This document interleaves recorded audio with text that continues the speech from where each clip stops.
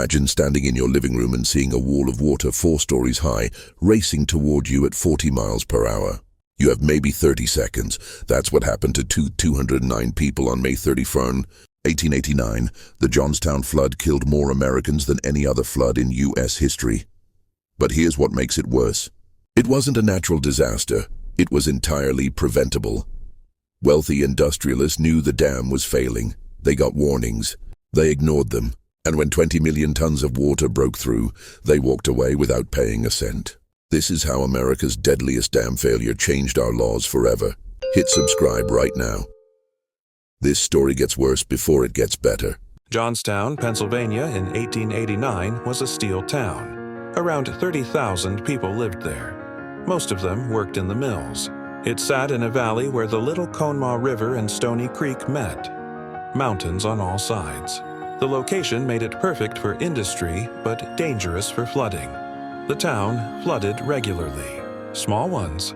People were used to it. They built their houses on stilts. They moved furniture upstairs when the river rose. It was just part of life in Johnstown. But 14 miles upstream, there was a problem nobody in town could fix. The South Fork Dam. Built in 1852, it created Lake Conemaugh. The lake was massive. 2 miles long, a mile wide, 70 feet deep at the dam. When the dam was built, it was the largest earth dam in America. But by 1889, it was a disaster waiting to happen. In 1879, a group of Pittsburgh's wealthiest men bought the dam and the lake. Andrew Carnegie, Henry Clay Frick, Andrew Mellon. They turned it into a private resort, the South Fork Fishing and Hunting Club. They stocked the lake with expensive fish, built cottages, hosted lavish parties. This was their escape from the city. But they made changes to the dam. Bad changes. They lowered the dam's height to build a road across the top. They removed the discharge pipes that could release pressure. They installed screens across the spillway to keep their expensive fish from escaping. Engineers warned them. The dam needed constant maintenance, and those modifications were dangerous. The club ignored the warnings. Local newspapers in Johnstown published concerns. People in town joked nervously about the dam breaking. But what could they do? These were the richest, most powerful men in Pennsylvania. One engineer, Daniel Morrell, inspected the dam in 1880. His report was blunt. The dam was poorly built and poorly maintained. It would fail. The club did nothing. If this is making you angry, wait until you hear what happened next. Like this video if you think accountability matters. May 30th, 1889. Heavy rain started falling across Pennsylvania. By May 31st, it was a deluge. 10 inches of rain in 24 hours. Lake Conemaugh was rising. Fast. The club's engineer, John Park, rode to the dam at dawn. Water was spilling over the top. The dam was sagging in the middle. Park sent warnings downstream to Johnstown. He tried everything to release pressure. Nothing worked. At 3:10 p.m., the dam failed. The center section collapsed. 20 million tons of water, nearly 500 million gallons, exploded through the gap. The flood wave was 60 feet high in places. It moved at 40 miles per hour. It carried trees, houses, boulders, debris. It destroyed everything in its path. South Fork Village, 2 miles downstream, was hit first. The wave swept away houses like toys. Mineral Point, gone. East Conemaugh, destroyed. Woodvale, completely wiped from existence. 314 people lived there. 255 died. The flood reached Johnstown at 4:07 p.m.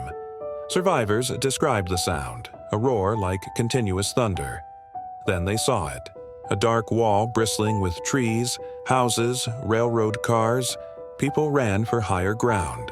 Many didn't make it. The flood hit downtown Johnstown with full force. Buildings collapsed instantly. The water was so powerful it picked up locomotives and threw them through structures. At the old stone bridge downtown, debris piled up. A massive jam of wreckage 30 feet high. Then it caught fire. People trapped in the debris burned alive while others drowned around them. The flood lasted 10 minutes. When the water receded, Johnstown was gone. 209 people died. 99 entire families were wiped out. 396 children under age 10. 98 children lost both parents. The youngest victim was a 4-month-old baby. The oldest was 91. Bodies were found as far as 75 miles downstream. Some were never identified. 777 victims are buried in Johnstown's plot of the unknown. The destruction was total. Between 600 homes destroyed. 4 square miles of downtown Johnstown obliterated. The property damage in 1889 dollars was $17 million. That's roughly $500 million today. Clara Barton arrived with the Red Cross 6 days later. This was one of the first major disasters the American Red Cross responded to. Relief poured in from around the world. Money, supplies, volunteers. But while Johnstown buried its dead, people started asking questions. Who was responsible? The answer is going to shock you. Share this video. This story needs to be told. Survivors sued the South Fork Fishing and Hunting Club. They wanted accountability, compensation, justice. They didn't get it. The club members hired the best lawyers money could buy. Their defense was simple. Act of God. The flood was a natural disaster, they argued. An unprecedented storm. Nobody could have predicted it. The courts agreed. Not one club member paid damages. Not one was held criminally responsible. Andrew Carnegie donated $10,000 to relief efforts. That's it. The legal principle they relied on was acts of God. If a disaster could be blamed on nature, property owners weren't liable for negligence. But this case changed everything. The Johnstown Flood became the catalyst for modern liability law. It exposed the absurdity of letting wealthy negligence hide behind nature. Within years, courts started recognizing negligence even in natural disasters. If you own a dam, you're responsible for maintaining it. If you modify safety features, you're liable for the consequences. The concept of strict liability for dangerous activities emerged partly from Johnstown. Today, dam owners face federal regulations, mandatory inspections, and clear liability standards.